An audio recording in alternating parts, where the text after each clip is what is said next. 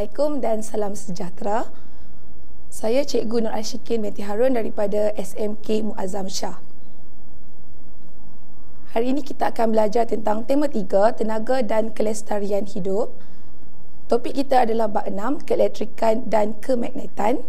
Jadi untuk hari ini kita akan tengok standard kandungan 6.2 transformer dan standard pembelajaran 6.2.2 berkomunikasi mengenai transformer dan fungsi transformer dalam penggunaan peralatan elektrik di rumah.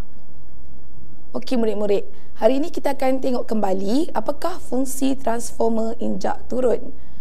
Transformer injak turun fungsinya adalah untuk menurunkan voltan bagi arus ulang-alik. Okey, cuba murid-murid tengok di sekeliling murid-murid, ada tak peralatan yang menggunakan transformer injak turun?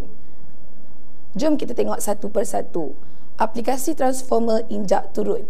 Peralatan pertama adalah pengecas telefon. Cikgu yakin murid-murid kebanyakannya menggunakan pengecas telefon dalam kehidupan seharian kita. Pengecas telefon memerlukan 5 volt. Arus elektrik yang dibekalkan adalah sebanyak 240 volt. Jadi di sini transformer injak turun akan membantu untuk menurunkan arus voltan daripada 240 volt yang dibekalkan di rumah kepada 5 volt sahaja. Seterusnya, televisyen yang selalu kita tengok di rumah juga mempunyai transformer injak turun di dalamnya. Dan yang ketiga, pengecas komputer riba. Pengecas komputer riba memerlukan 19 volt sahaja.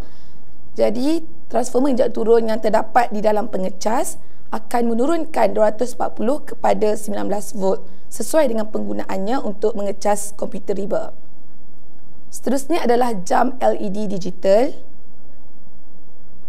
Dan aplikasi lain adalah seperti penghala Wi-Fi, radio digital, speaker Bluetooth dan juga lampu LED. Jadi murid-murid, apa yang akan berlaku jika tiada transformer injak turun di dalam peralatan yang tadi?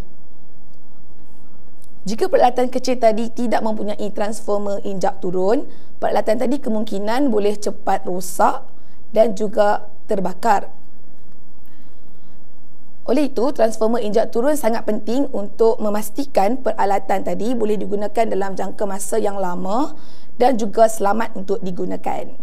Jadi kesimpulannya, transformer injak turun adalah komponen penting dalam kehidupan kita kerana ia menukar voltan daripada voltan yang tinggi kepada voltan yang rendah sesuai dengan keperluan gadget dan juga peralatan yang kita gunakan dalam kehidupan seharian. Itu sahaja, sekian, terima kasih.